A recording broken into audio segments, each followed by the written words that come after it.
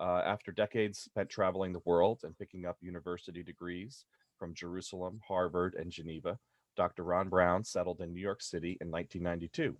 He's been teaching history, ethnic studies, and political science at Touro College and world religions at the Unification Theological Seminary for over 25 years.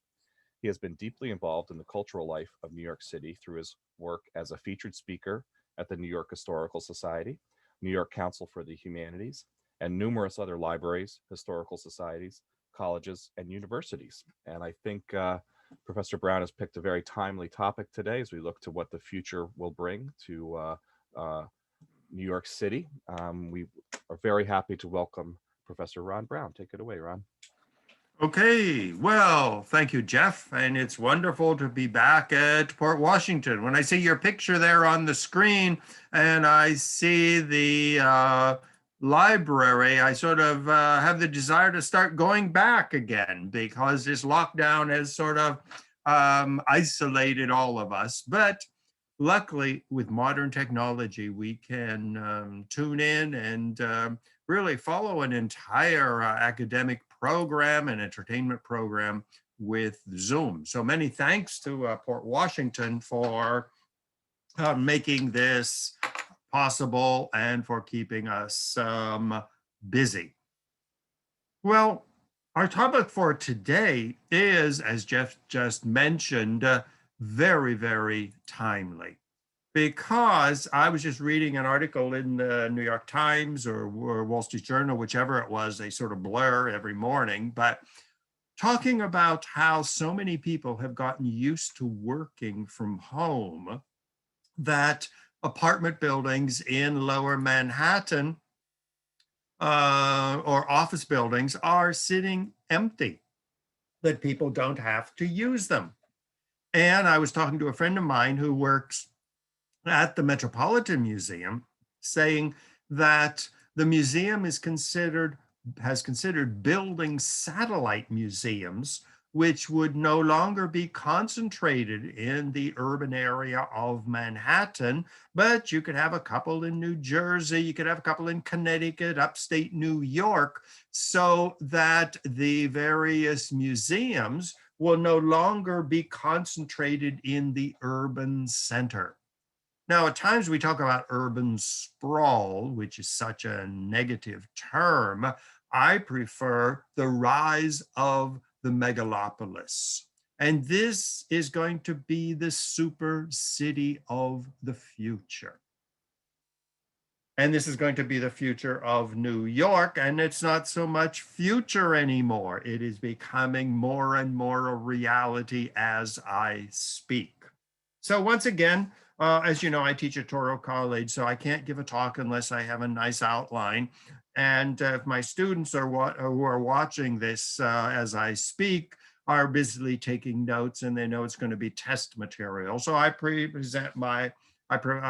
my usual outline, which will be a little bit of the history of the rise of the city as a major creation of humankind, the transformation of the modern city through global migration, financial globalization, industrial globalization of culture, such as the Metropolitan Museum, and then a phenomenon that is still somewhat in the future, and these are temporary cities, disposable cities, as one scholar has put it.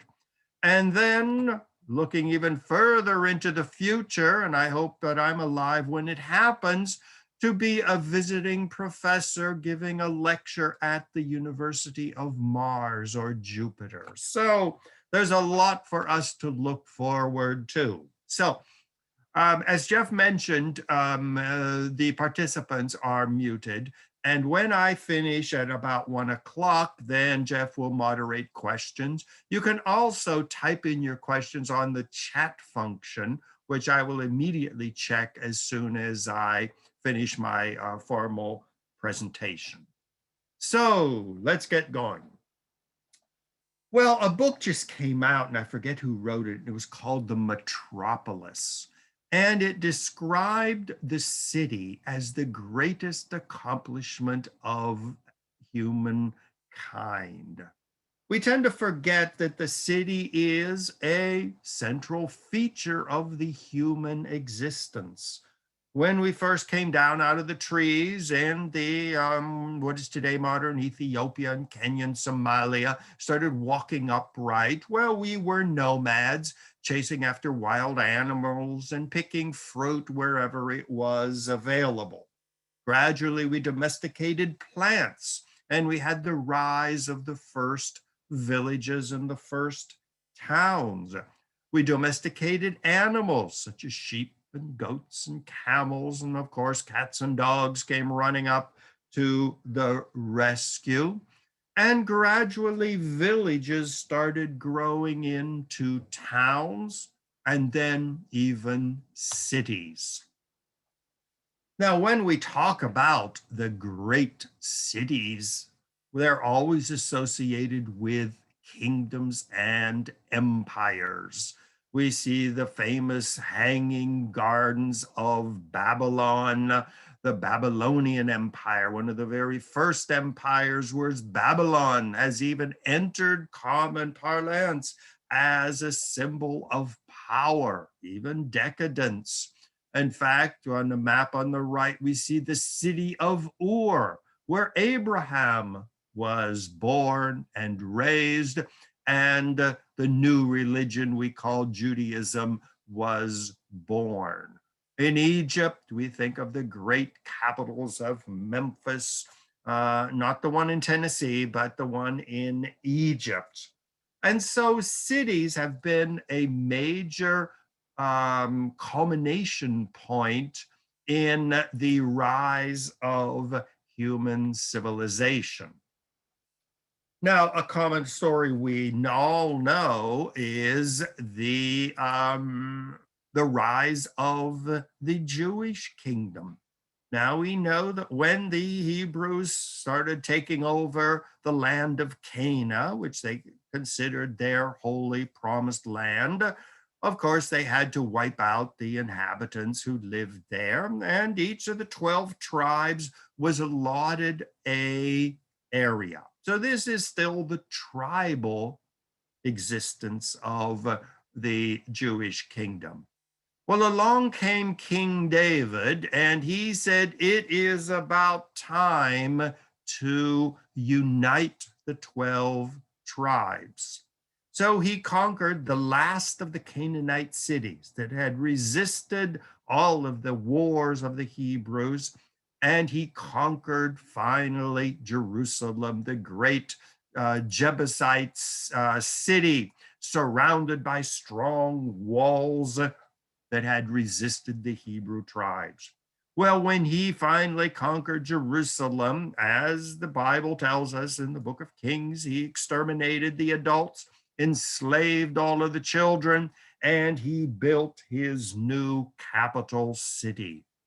Well, it was Saul, David, and eventually Solomon who, once having a capital city with a temple, with the priests, obligatory pilgrimages, obligatory temple taxes, saw David and Solomon became powerful Middle Eastern kings. And on the right, we see Solomon's empire expanding up to the Euphrates River. So the occupation of the Jebusite city of Jerusalem, the transformation into the Hebrew kingdom, signaled the unification of the 12 tribes, the transition from the tribal period to the empire period. Now, this is not just something that we see in the Jewish Bible, but we see repeated constantly in human history. We all know about the unification of Spain. The Muslims had entered and conquered it and taken over the kingdoms of Spain. Well, along came Ferdinand and Isabel, who said, well, it's time to get rid of all these little sub kings and dukes and little kingdoms and capital cities and armies fighting each other. And Ferdinand and Isabel got married, and you had Aragon and Castile united, one king and they ended up conquering and uniting what became Spain. And it was one language, Castilian Spanish. It was one king in Madrid, Ferdinand and his wife Isabel. It was one law system, one religion, Catholicism. Get rid of the Muslims and the Jews and the Protestants. Of course, they could either convert and become good Catholics or get out. One army. No longer would Granada and Castile and Aragon and Valencia have their armies and their kings.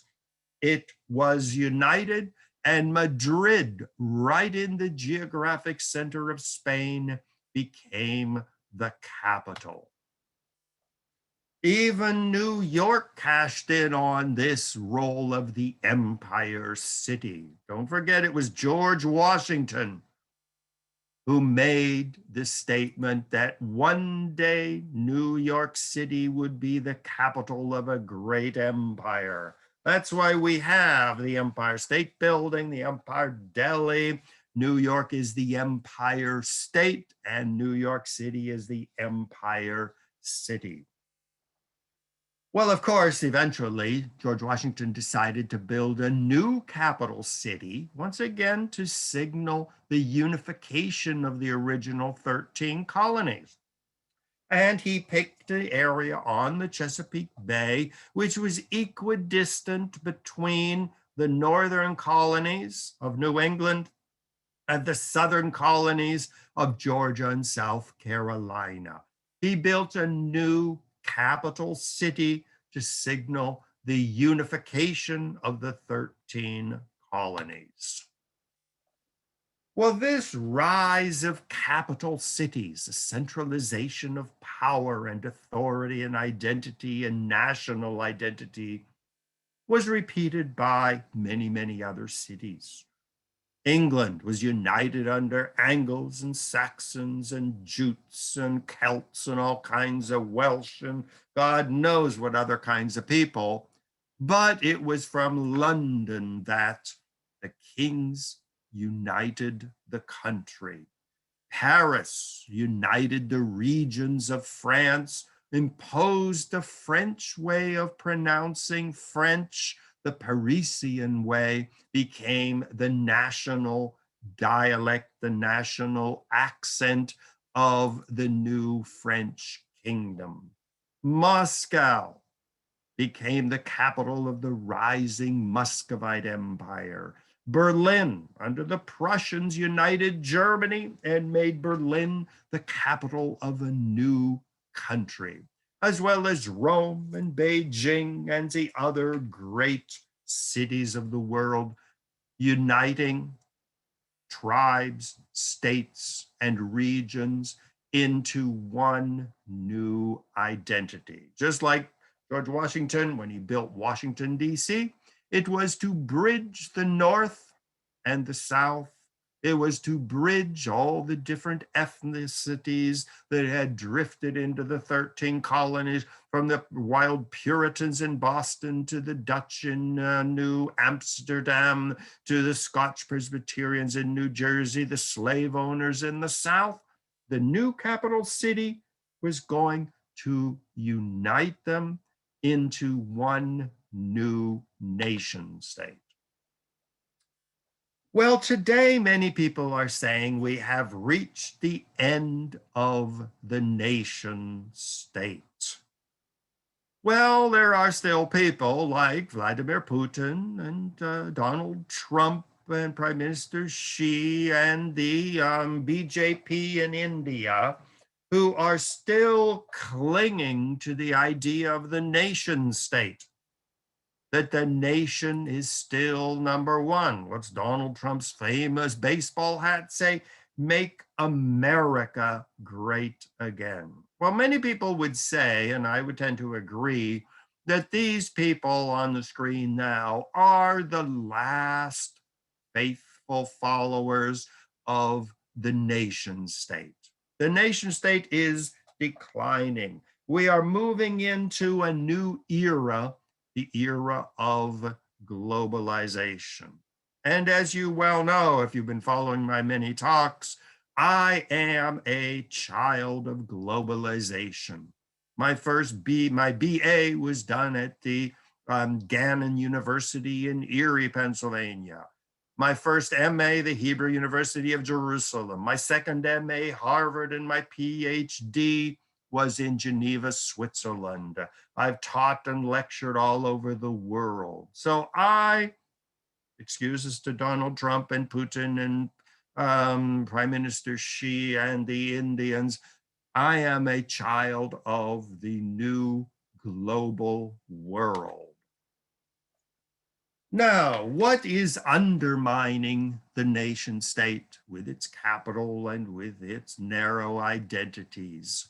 What is putting the torch to make America great again, make Russia great again, make India Hindu again? Well, it is globalization. Globalization is transforming our world. I'm sure you all know Thomas Friedman, the great writer of the New York Times, many books, charismatic speaker.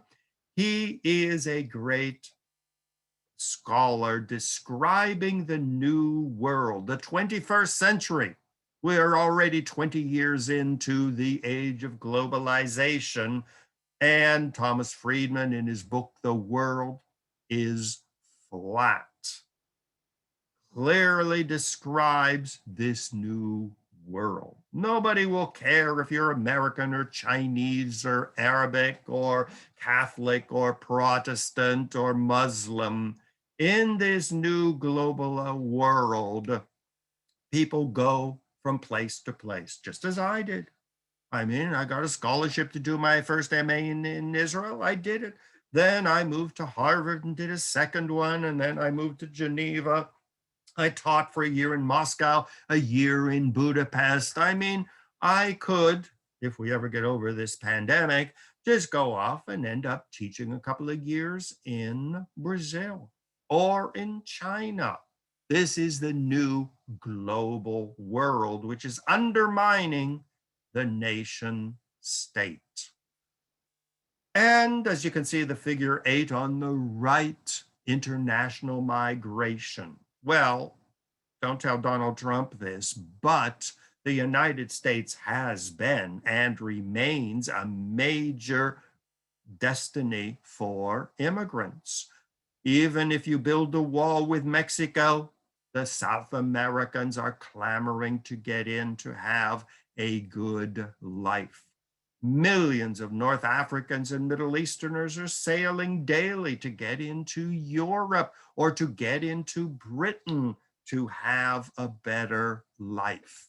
So one of the most important instruments in undermining the nation state is global migration. And not just the migration of people, but trade and business. If you're opening a new company, you can list it on the New York Stock Exchange, the London, the Paris, the Frankfurt, Hong Kong, and Shanghai have now emerged as the most important stock markets in the world. More companies now are selling their stock on Shanghai and Hong Kong than they are in New York. Money flows around the world. And as Thomas Friedman said, the world is flat. There is nothing stopping the flow of migration, the flow of money. In information, my God, you go on Google, you go on the internet, you can find everything, even political globalization. I mean, it is Donald Trump playing the Israeli card, recognizing Jerusalem as the capital, the Golan Heights as part of Israel, supporting the West Bank settlements. Do you think Donald Trump cares anything about Israel? No. He is trying to play the Israeli card to get votes with his evangelical Protestant supporters. So everything is going global. Well, one of the effects of this global flat world is the rise of the megalopolis. Megalopolis is a giant city that is no longer a city, but it is becoming almost a country in its own self-identity. The bottom graph, we see the phenomenal rise in the number of immigrants coming into the United States. Now, the bottom point is 60 and 70. It was in 65 that the United States reopened the gates of immigration. Tens of millions of Chinese, of Indians, of Arabs, of Israelis, of Europeans, of Mexicans, and Brazilians flooded into the United States, almost doubling the population. Now, of course, just as Donald Trump wants to stop Muslim migration, stop Mexican migration, still, it is almost impossible. Well, Samuel P. Huntington, my old professor at Harvard, wrote the famous book, Who Are We?, saying that the United States was losing its identity. We were no longer a white Anglo-Saxon Christian country. Where I live in Queens, my God, go down to Jackson Heights, it's all Hispanic. Nobody speaks English. You go to Forest Hills, it's all Central Asian Jews from Bukharia who have taken over. Go a little bit further, you go to Flushing, it's all Chinese and Koreans and Arabs. Well, people like Donald Trump, who is a child of Queens, and people like Samuel P. Huntington, who are fearful of the rise of the megacity, the megalopolis. But it is a reality. And as Thomas Friedman argues, get ready for it, get used to it. Poverty is forcing millions of migrants to leave their countries. Picture on the left up there. You see me standing there with my shorts on, and I even had hair back then and it was dark. So that was back when I lived in Southeast Asia and I worked with the refugees from Vietnam. All of these hundreds of thousands of Vietnamese refugees fleeing on their boats, landing in Indonesia and Malaysia. And I was over there working for the UN. Where were they going? To Europe and to America. Daily boats from North Africa sink in the Mediterranean as refugees flee. From Africa, they are fleeing deforestation, their global warming. They are fleeing wars. On the bottom right, you see Donald Trump's famous wall to keep out the Mexicans. Well, unfortunately, this is not working. Our cities are not only growing in religious, ethnic, and racial diversity, but they are expanding in size. Here we see my neighborhood, Queens. Well, you see just the unbelievable diversity. Lower Manhattan and Staten Island are the only areas which are still predominantly white. Entire areas are Hispanic, are Asian, are Arab. Go to Brooklyn, go to Atlantic Avenue, you think you are in Saudi Arabia. Washington Heights is Dominican. Think of how many Jews from Germany grew up there. And like Dr. Ruth, have seen their neighborhood completely transformed. Well, in addition to increasing the diversity of the cities, cities like New York and other megalopolises are expanding in size. It is estimated that this mega city, this megapolis, leading from the far north, southern New Hampshire, the whole way down to Richmond, Virginia, will become a mega city with a population of an estimated 50 million people, where you will be able to drive from Boston to Richmond, and you will think you are in one city, where you will have communities in Connecticut where entire Hispanic area, a Chinese immigrant area, and the populations will be so diverse. Now, this is being accelerated. Thomas Friedman said it's going to happen. The cities are growing. But as I speak, this process is accelerating.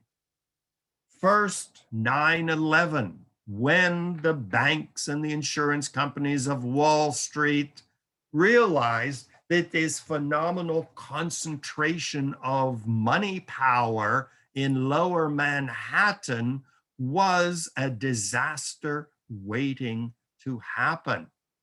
And so, following 9/11, all the banks and insurance companies started building satellite offices where they kept copies of their documents, where large numbers of people would work, so that if there should be another 9/11, the companies could simply pick up and continue. Now, I know 9/11 very, very well because Touro College had its brand new computer system in one of the World Trade Towers. Now, remember, this is September 11th. September 11 is the beginning of the academic school year. I had students in my class for almost the entire semester who didn't know if they were really admitted. They didn't know if they were going to get scholarships. They didn't know if they were officially registered because our entire computer central was destroyed in 9/11. And so the same thing with COVID-19. Metropolitan Museum is realizing that we can't have this phenomenal concentration of art in one building in the middle of Manhattan. So they have started decentralizing, either taking their artwork on tour of other cities in the megalopolis from Boston to Richmond, or even taking their collections to other cities. Get out of the city center, as many people are. I'm sure a lot of people who lived in Manhattan and they moved to Long Island or Connecticut or New Jersey, where the schools were still open. Concentration of the virus in the city caused people to leave, transfer their work to home offices. Broadway is shut down. So, what are a lot of the Broadway shows doing? They're developing new ways of going global. Banks, restaurants are being forced to get out of the city center and spread through the growing New York megalopolis from Boston to Richmond. Now, this causes all kinds of problems. I mean, you can imagine the Department of Education. Suddenly, you have thousands of kids from the New York public school system transferring to Connecticut or to Massachusetts or New Jersey or even Eastern Pennsylvania, which is part of this growing megalopolis. Taxes. You live in Connecticut, you have a home office, but your main office is still in New York. Talk about harmonizing taxes. I mean, you could live in Richmond, Virginia, and be teaching online at Touro College. I mean, something that is now possible with the COVID-19 effect. Port Authority of New York and New Jersey is thinking of expanding from Port Authority of New York and New Jersey to the Port Authority of Eastern Pennsylvania, Connecticut, Rhode Island, half of Massachusetts, and even down into Washington, D.C. A challenge of the growing megalopolis. So you don't say, where do you live? If I say I live in the megalopolis of New York, I could be living comfortably in New Jersey or Rhode Island and still consider myself a New Yorker. Financial globalization, there's no way of stopping it. Buildings are bought by foreign countries. Half of the products we eat, we wear, we use. The very computer I have here, I just noticed the mouse, the keyboard, the laptop were all made in a different country. And I won't even talk about my thumb drives and my printer. So financial globalization means that we are part of a global world. Many people don't even consider themselves Americans anymore. I ask half of my students, do you consider yourself a Russian, an Israeli, or an American, or a Chinese? They'll say, well, I have 3 or 4 passports, but don't tell anybody. Stock exchange, my God, China is now rapidly overtaking the United States. Shanghai and Hong Kong stock markets handle more money than New York does. Here again, the attempt to make America great again is isolating the United States from the global world. China is the most active in this globalization. China has become the major force of globalization today. And not only through millions of Chinese migrating to countries, but their new Silk Road linking China with Central Asia and Europe, the Maritime Silk Road linking the major cities of the Indian Ocean and up into their brand new ports in Venice and Greece. And the China-Pakistan corridor, which will link China through Pakistan directly with the oil resources of the Middle East. When I was in Ethiopia, you can see Ethiopia on the map right there, Djibouti. I mean, everywhere I went, I saw Chinese building apartment buildings, building railroads. When I took the train going from one end of Addis Ababa to the other, they had little television screens celebrating the cooperation between China and Ethiopia. So this is the global world. The same links that link Shanghai with Mombasa also link the mega cities of the world. In addition to the megalopolis of New York, from Boston to Richmond, Virginia, another growing megalopolis is the Yangtze River Delta megalopolis, which has approximately 90 million people. Here again, you can live in one area, you can do your business by computer with other areas, and this is emerging. It's not a country, it's not a city, it's not even a region. It is a whole new entity called a megalopolis, where you pay taxes in the megalopolis. You consider yourself coming no longer from Shanghai or from a particular city, but you are almost a citizen of your megalopolis. We still go to Shanghai, but even Shanghai is now, because of global warming and storms and overpopulation, is now transferring entire sectors of its economy to other outlying cities in the Yangtze River megalopolis. The Hong Kong megalopolis, 70 million people, the Pearl River Delta. I mean, it is not a city, it is not a country, it's not a state, it is an economic region linking Hong Kong and the surrounding cities of the Pearl River Delta. I mean, this is one of the growing megalopolises of the future. Industrial globalization is spurring this on at breakneck speed. People go to where the jobs are. You can see the difference in wages. Australia. So if you're a doctor living in Africa, you're going to want to go to one of the high wage cities.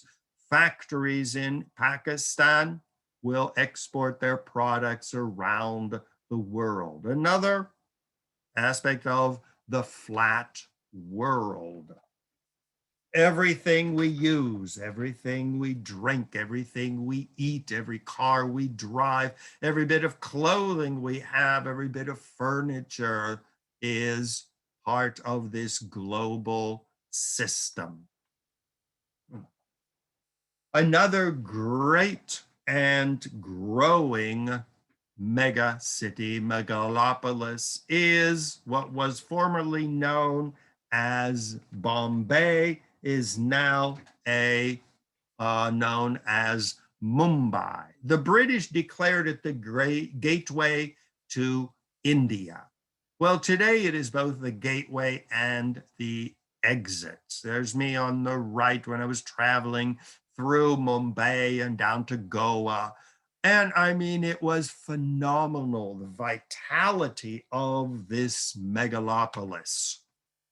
They're building the new railroad from Mumbai into Nagpur. This is the mega city, which today has 80 million people. Rapid trains dashing from one place to the other. Common license plates for the area, a common tax system for the area. People can live in one city and be taking classes online in a completely different city. And many people say that the 80 million people of today is just the beginning. It is going to continue to grow through massive migration. And so we see on the right, we see the old city of Mumbai, the yellow, and then the growing suburban district and expanding inland, rapid trains, internet education, internet business, where you can live 100 miles into the interior of India and still consider yourself part of the Mumbai city economic world. Globalization of culture. I mean, no matter where you live, you are part of a global culture. Information through Google, the World Wide Web.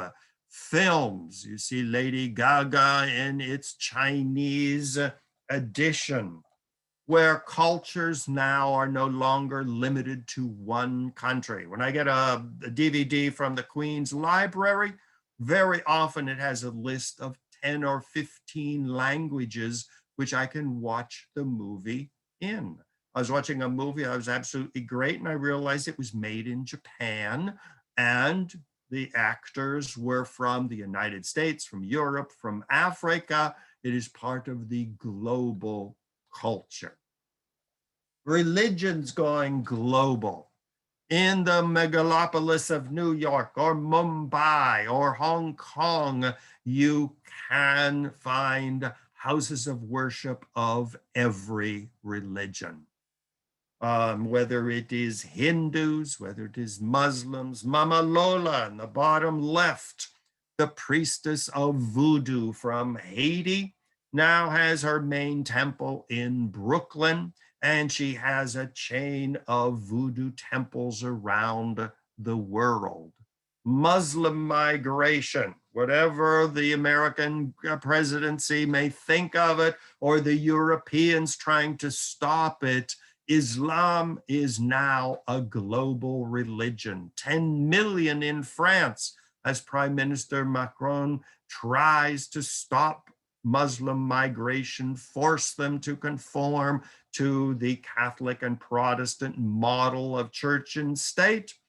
They are simply saying, no, we are part of a global world. In the middle, that big picture with a big temple, that is a recreation of the Temple of Solomon in Sao Paulo, in Brazil, where I spent a wonderful vacation. In fact, that was my last long vacation of January before the pandemic hit.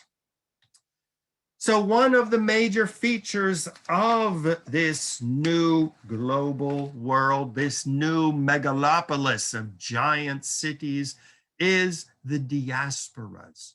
People leaving their country, living in a megalopolis. When I was in Shanghai, I went to an American grocery store. There's an area of Shanghai, it's called Little America. That's where all the Americans go and live.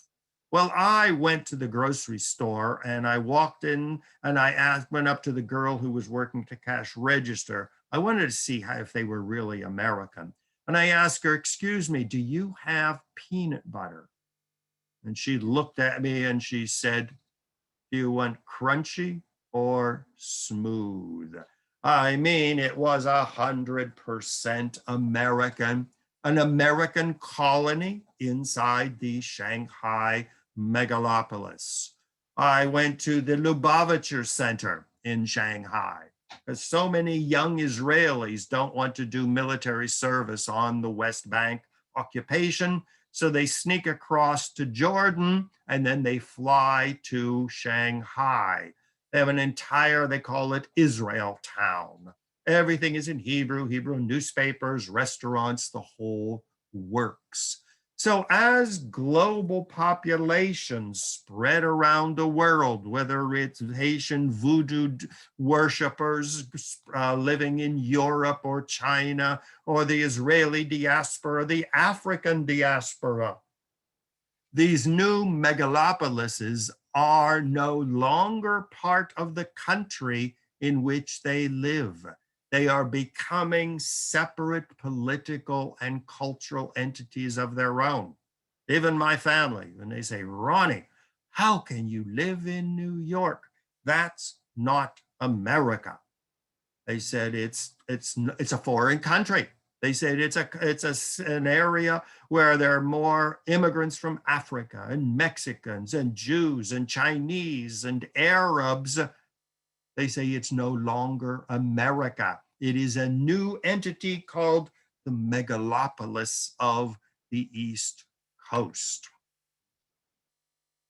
Wonderful thing about the megalopolis, you can live there and you can remain part of your culture.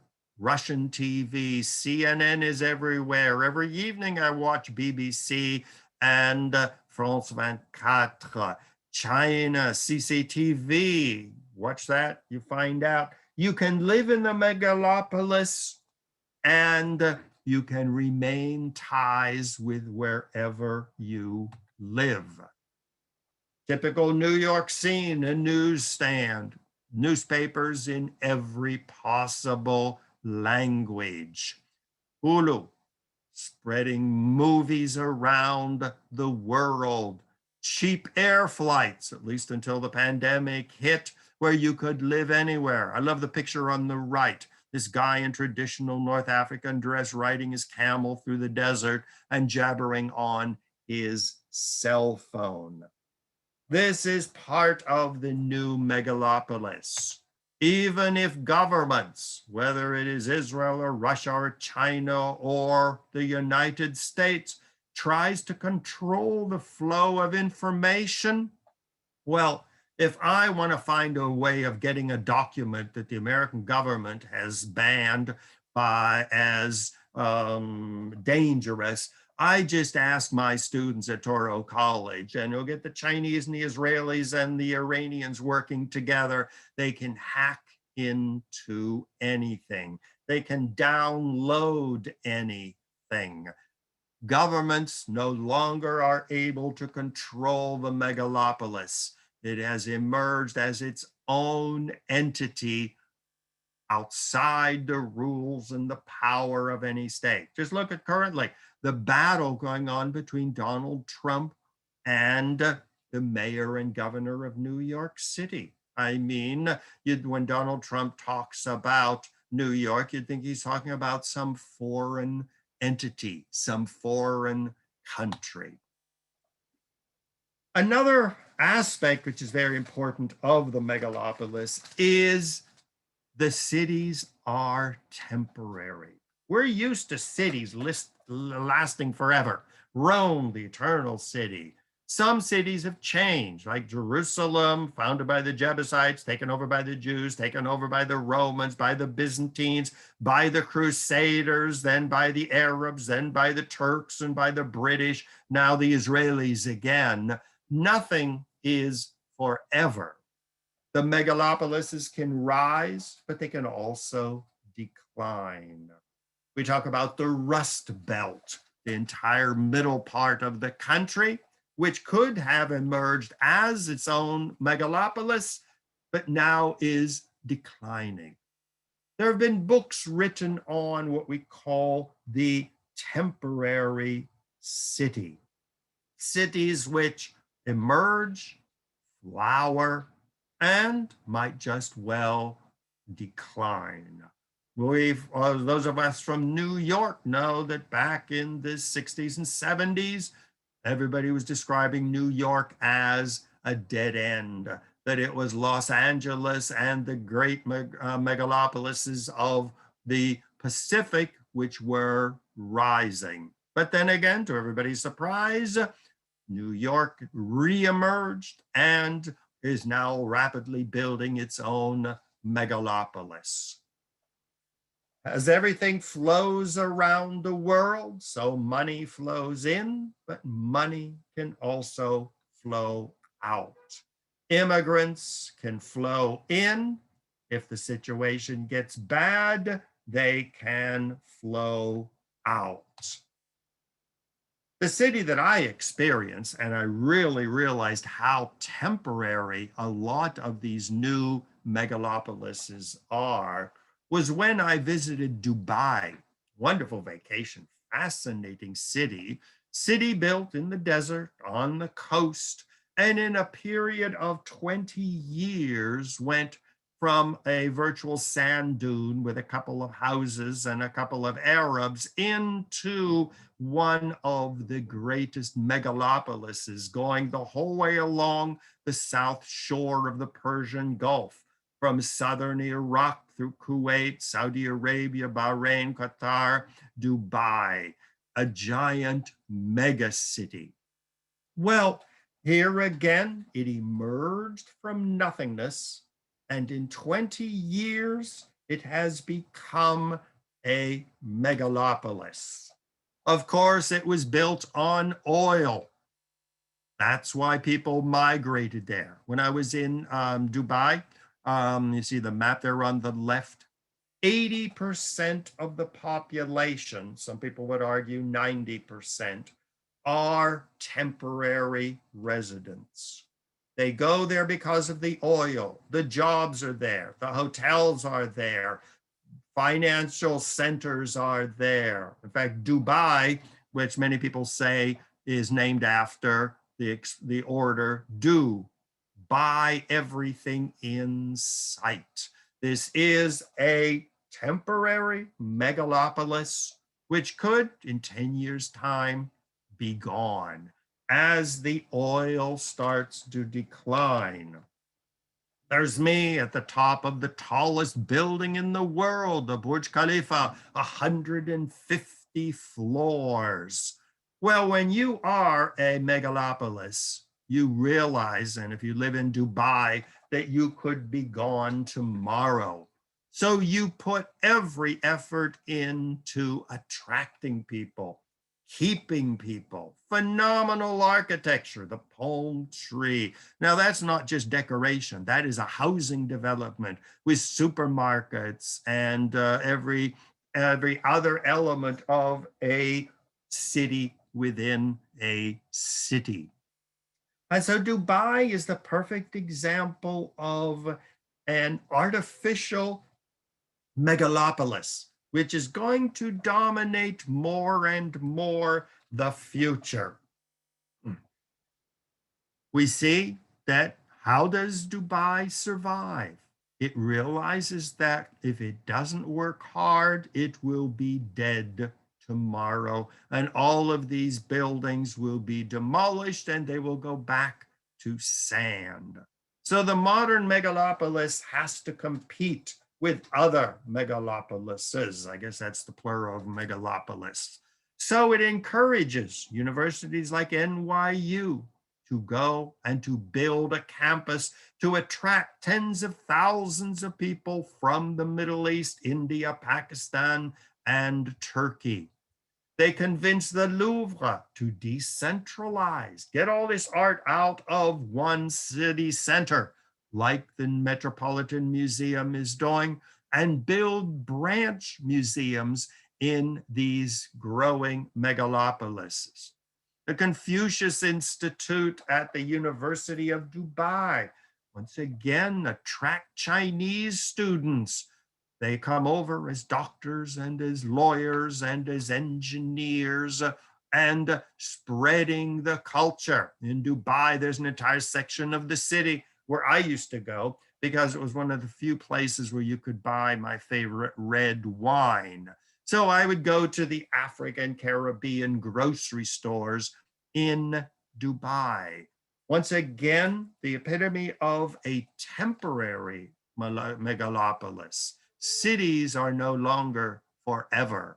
They will come and go.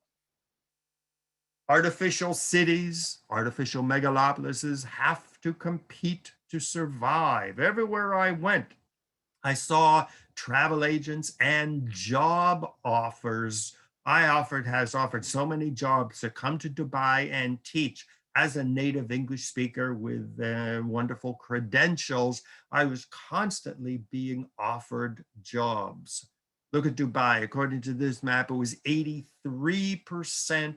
foreign born. New York City, 37% foreign born. And if you include the greater New York megalopolis, you get up to almost 50% of the foreign born population. Now, if New York declines and has major economic problems, well, people like me would just up and go and move to the next city that offers me a big deal. So there is constant competition between the megalopolises. Now, one of the results is there are many people, like the majority of my students, when I ask, what is your citizenship? Well, they can pull out 5 or 6 passports. I had a student who just did a world travel and said every time you get to a different country, sometimes he'd use his Israeli passport, sometimes he'd use his French, sometimes he uses Brazilian, sometimes he would use his American, whichever was convenient, whichever didn't require him to get a visa. So the citizen of the megalopolis is no longer a citizen of a particular country. They are a global citizen. The megalopolis of New York has more in common with the megalopolis of Shanghai than Shanghai has with China or New York has with the rest of the United States. My brother-in-law, who's a dyed-in-the-wool Pennsylvania Republican, said that if he had his choice, he would just chop off the entire East Coast of the United States, let it float out into the Atlantic Ocean, and if it sinks, he wouldn't miss it at all because he considers these growing megalopolises as no longer part of the country that they share geographically. And this is causing a lot of problems. I have a friend who is the head of personnel for one of the largest chemical companies producing chemicals and all kinds of things. And he said that his problem is that here in New York, he's not allowed to hire Chinese because they are spying for other people. He said he's not allowed to hire Muslims because he can't trust them. I can't hire Jews because they'll be transferring secrets to Israel. You never know who they're working for. And he is Jewish. And so you're seeing that the global citizens of the megalopolis no longer are loyal to their particular country. As I said, they may have 5 or 6 passports, but they are citizens of the globe. So the American melting pot, as Samuel P. Huntington lamented, has come to an end. And it's in the megalopolis, there is no melting pot. You maintain your identity, your language, your culture. You remain who you were. You live temporarily in the New York megalopolis, and you can transfer to the Shanghai megalopolis or go to the Mexico City regional megalopolis. Even the salad bowl, many people say, doesn't exist because you remain a global citizen, a citizen of the world. Now, of course, many Americans, like my brother-in-law, are not happy with this. You should melt, become an American. Don't maintain all your separate identities. Now, finally, an aspect of the megalopolis that I find most interesting is it is really the city of the future. You can live in the megalopolis of New York. You can live in Connecticut, have your main office in New York, visit a branch of the Metropolitan Museum in Rhode Island, and you are perfectly at home in your megalopolis. You can have as many passports as you want to. You can pass from one megalopolis to the other, and wherever you go, you feel at home.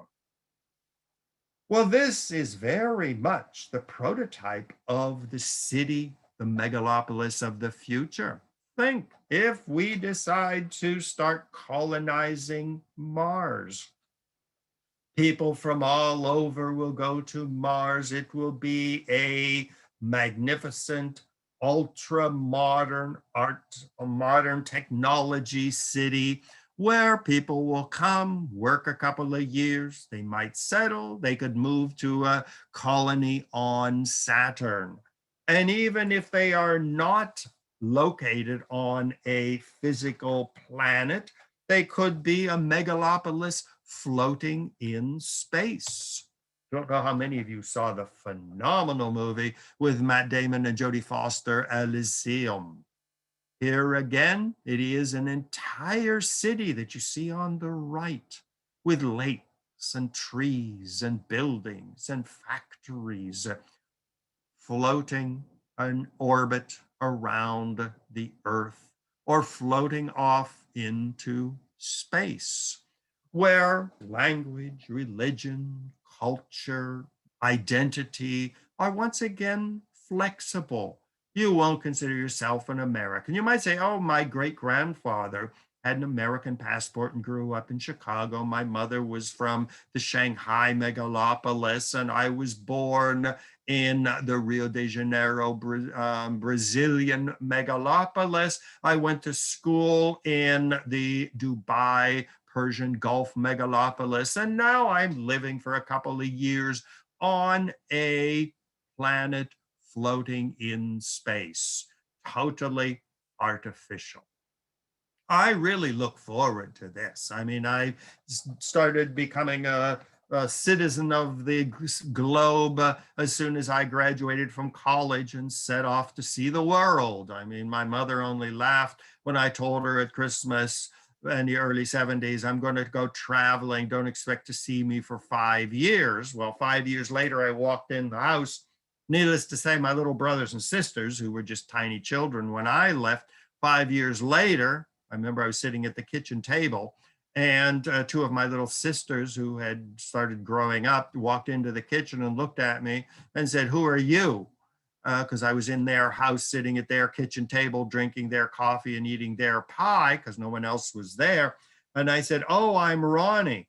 And they said, "Oh, you're our brother who sends us postcards all the time." So becoming a global citizen. This is the future. I find it exciting.